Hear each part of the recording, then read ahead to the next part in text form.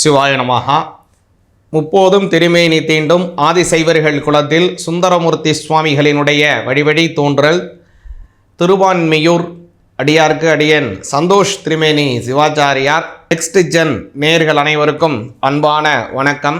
இப்போ நம்ம என்ன பார்க்க போகிறோம் அப்படின்னா 2026 ஜூன் மாதம் இந்த மாதத்திலே வரக்கூடிய உங்களுடைய ராசிக்கு உண்டான பலன்கள் எப்படி இருக்குங்கிறத பார்ப்போங்க.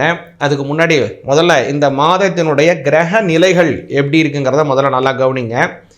இந்த மாதம் பார்த்திங்க அப்படின்னா சுக்கிர பகவான் மேஷத்தில் இருக்கிறார், சூரிய பகவானும் புத பகவானும் ரிஷபத்தில் இருக்கின்றாங்க. இந்த மாதம் முழுவதுமே குரு பகவான் பார்த்திங்கன்னா மிதுன ராசியில் இருக்கிறார், செவ்வாய் கடக ராசியில் இருக்கிறார். இந்த மாதம் முழுவதுமே கேது பகவானை பார்த்தீங்க அப்படின்னா சிம்ம ராசியில் இருக்கின்றார். அதே போல் இந்த மாதம் முழுவதுமே சனி பகவானும் ராகு பகவானும் கும்ப ராசியில் இருக்கின்றாங்க. இது நம்ம சொல்கிறது வாக்கிய முறைப்படியான இந்த கணனம். இந்த மாதத்தில் முக்கியமாக இருக்கக்கூடிய கிரகங்களினுடைய பெயர்ச்சி நடக்குது. அதாவது 2 நாளைக்கு ஒரு தடவை சந்திரனுடைய பெயர்ச்சி நடக்கும். அது ஒரு பக்கம். அது அல்லாமல் கவனிச்சிங்க அப்படின்னா ஜூன் மாதம் 2ஆம் தேதி 2026 மிதுன ராசிக்கு புத பகவான் பெயர்ச்சி அடைகிறார். அதே போல் இம்மாதம் 8ஆம் தேதி கவனிச்சிங்கன்னா சிம்ம ராசிக்கு செவ்வாய் பகவான் பெயர்ச்சி ஆகிறாரு. இம்மாதம் 15ஆம் தேதி பார்த்தீங்க அப்படின்னா மிதுன ராசிக்கு சூரிய பகவான் பயிற்சி ஆகிறாரு. அந்த சூரியனுடைய பயிற்சியை தான் நம்ம என்ன சொல்கிறோம் அப்படின்னா அடுத்த மாதம், அதாவது ஆனி மாதம் அப்படின்னு நம்ம சொல்லுவோம். அதே மாதிரி கவனிச்சிங்கன்னா இந்த மாதம் 22ஆம் தேதி சுக்கிர, அதாவது புத பகவான் பார்த்தீங்க அப்படின்னா கடகத்துக்கு பயிற்சி ஆகிறாரு. அதே போல் இம்மாதம் 29ஆம் தேதி பார்த்தீங்க அப்படின்னா ரிஷப ராசிக்கு சுக்கிர பகவான் பயிற்சி ஆகிறார். அப்படின்னு இந்த மாதத்தில் முக்கியமான 5 கிரகங்களினுடைய பயிற்சி இருக்குது. சந்திரன் டெய்லி பயிற்சி ஆவார், சூரிய பகவான் பயிற்சி ஆகிறாரு, புத பகவான், செவ்வாய் பகவான், சுக்கிர பகவான் அப்படின்னு முக்கியமாக இருக்கக்கூடிய 5 கிரகங்களினுடைய பயிற்சி இருக்குது. இன்னொரு சிறப்பு என்னென்னா இந்த மாதத்தினுடைய, அதாவது ஜூன் மாதம் முதல் மாதம் ஞாயிற்றுக்கிழமையில் ஆரம்பிக்குது. முதல் நாளே முருகப்பெருமானுக்கு மிகவும் உகந்தமான ஷஷ்டி வருகிறது. அதுவும் வளர்பிறை ஷஷ்டி ரொம்ப விசேஷம். சுக்லபக்ஷ ஷஷ்டி முருகனுக்கு ரொம்ப உகந்தமானது. அந்த ஷஷ்டியிலே தான் ஆரம்பிக்குது. அதே போல் ஜூன் மாதம் 4ஆம் தேதி புதன்கிழமை கவனிச்சிங்க அப்படின்னா வாஸ்து நாள் வருதுங்க.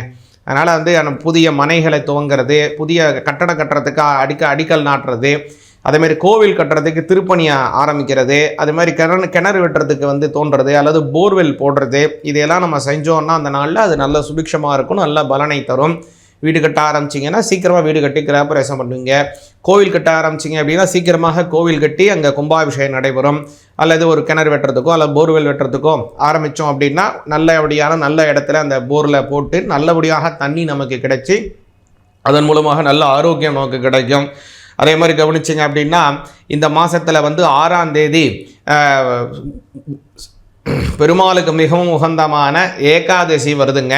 அதே மாதிரி தான் இம்மாதத்தினுடைய ஜூன் மாதம் 8ஆம் தேதி சிவபெருமானுக்கு உகந்தமான பிரதோஷம் வருகிறது. அதே மாதிரி ஜூன் மாதம் 9ஆம் தேதி ரொம்ப சிறப்பு என்ன அப்படின்னா முருகப்பெருமானுக்கு மிகவும் உகந்தது. முருகப்பெருமான் அவதாரம் செய்தது வைகாசி மாதம் விசாக நட்சத்திரம். அன்றைய தினம் வைகாசி மாதத்தினுடைய விசாக நட்சத்திரம் வருகிறது. அதே போல் ஜூன் மாதம் 10ஆம் தேதி பார்த்தோம் அப்படின்னா காஞ்சி மகா சுவாமிகள் அவதாரம் செய்த வைகாசி மாதத்தினுடைய அனுஷம் நட்சத்திரம், சந்திரசேகர சரஸ்வதி அவர்கள் அவதாரம் செய்த ஆனி மாத வைகாசி மாதம் அனுஷ நட்சத்திரம் வருதுங்க. அதே மாதிரி இந்த மாதத்தினுடைய ஜூன் மாதம் 14ஆம் தேதி விநாயகப் பெருமானுக்கு உகந்தமான சங்கடஹர சதுர்த்தி வருகிறது. அதே போல் ஜூன் மாதம் 17ஆம் தேதி கிருஷ்ணபக்ஷ ஷஷ்டி வருகிறது.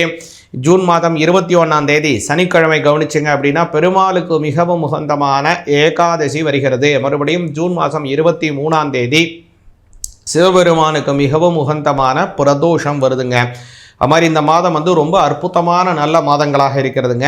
அதே மாதிரி இந்த மாதத்தில் முகூர்த்த தினங்கள் அப்படின்னு கவனிச்சிங்கன்னா ஜூன் மாதம் 5ஆம் தேதி, 6ஆம் தேதி, ஜூன் மாதம் 8ஆம் தேதி, அதே போல் ஜூன் மாதம் 16ஆம் தேதி, ஜூன் மாதம் 27ஆம் தேதி ஆகிய முகூர்த்தங்கள் ரொம்ப ரொம்ப சுப முகூர்த்த நாட்கள் வருகிறது.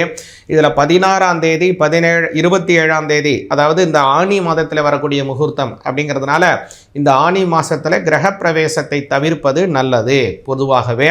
அதனால் கல்யாணங்கள் செய்யலாம், திருமணங்கள் முதலியவைகள், நிச்சயதார்த்தம் பண்ணுறது, சீமந்தம் பண்ணுறது, இந்த மாதிரி சுபகாரியங்கள் செய்கிறதெல்லாம் செய்யலாம்.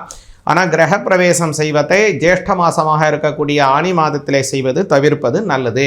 ஆனால் கும்பாபிஷேகம் செய்வதற்கெல்லாம் ரொம்ப உகந்தது இந்த ஆனி மாதம், சரிங்களா? அதனால் கும்பாபிஷேகம் செய்கிறது, கல்யாணம் பண்ணுறது, அதே மாதிரி வந்து கவனிச்சிங்க அப்படின்னா சீமந்தம் பண்ணுறது, வீட்டில் வந்து ஒரு ஆயுஷ ஹோமம் பண்ணுறது, இது மாதிரி யாகங்கள் பண்ணுவதற்கெல்லாம் ரொம்ப சிறப்பானது இந்த ஆனி மாதம். ஆனால் வந்து கிரகப்பிரவேசம் செய்வதை மட்டும் தவிர்ப்பது மிக மிக நல்லது இந்த ஆனி மாதத்தில்.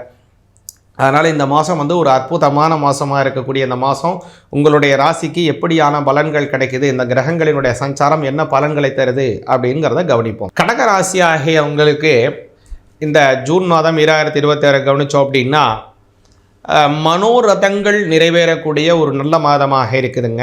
உங்களுடைய 2ஆம் அதிபதி 11ஆம் இடத்திலே செல்கிறார். இந்த மாதம் 15 தேதி வரைக்கும் அந்த இடத்துல தான் இருக்கிறார். 11ஆம் இடம் அப்படிங்கிறது லாபஸ்தானம் அப்படின்னு பேர். 2ஆம் பாவம் அப்படிங்கிறது தனஸ்தானம் அப்படின்னு பேர். தனஸ்தானத்திலே, அதாவது தனஸ்தானாதிபதி லாபஸ்தானத்திலே செல்லுவது அப்படிங்கிறது அமோக பலனை தரும். அதனால் வந்து இந்த மாதம் பொருளாதார ரீதியாக நல்ல வளர்ச்சி இருக்குது. முதல் விஷயம். இதில் முக்கியமாக நீங்கள் கடக ராசிக்காரங்க ஒரு சொந்த தொழில் செய்து வரீங்களா, உங்களுக்கு இந்த மாதம் ரொம்ப ஒரு ஃப்ளவரிஷான ஒரு அபிவிருத்திகள் அதி உன்னதமானபடியான லாபத்தை தரக்கூடிய மாதமாக இருக்கிறது.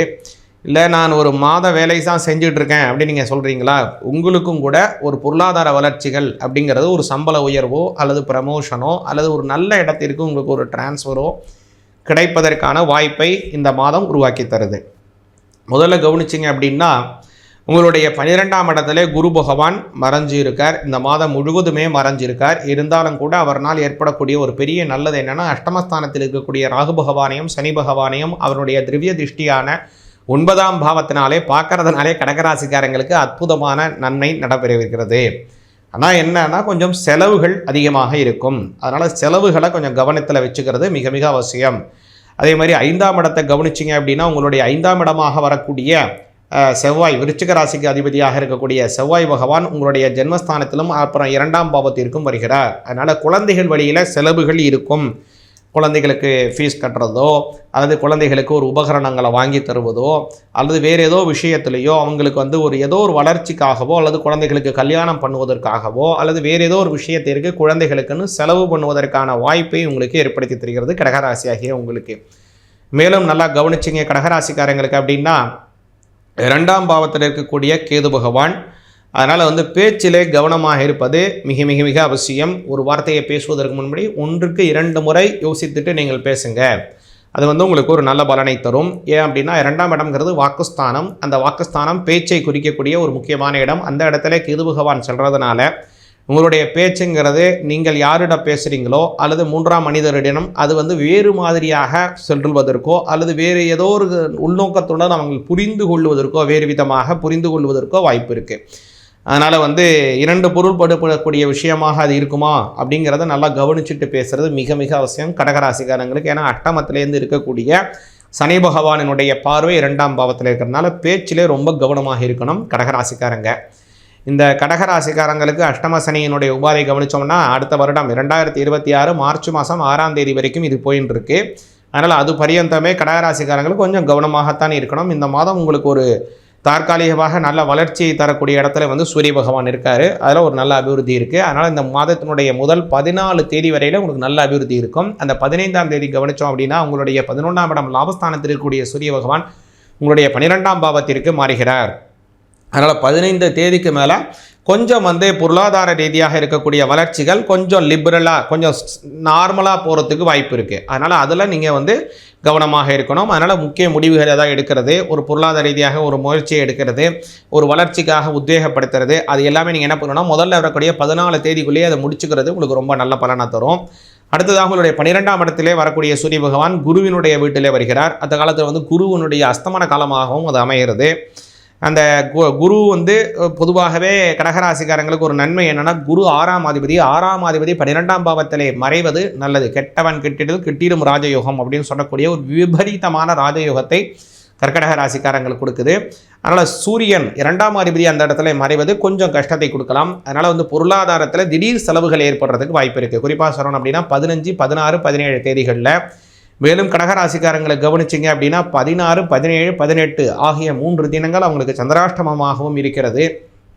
அதனால் முன்கூட்டியே பெண் தெய்வ வழிபாடை செய்வது கடகராசிக்காரங்களுக்கு நண்பது. இந்த மாதத்தினுடைய பௌர்ணமி தினம் கவனித்தோம் அப்படின்னா 10ஆம் தேதி பௌர்ணமி, ஜூன் 10 செவ்வாய்க்கிழமை பௌர்ணமி வருதுங்க.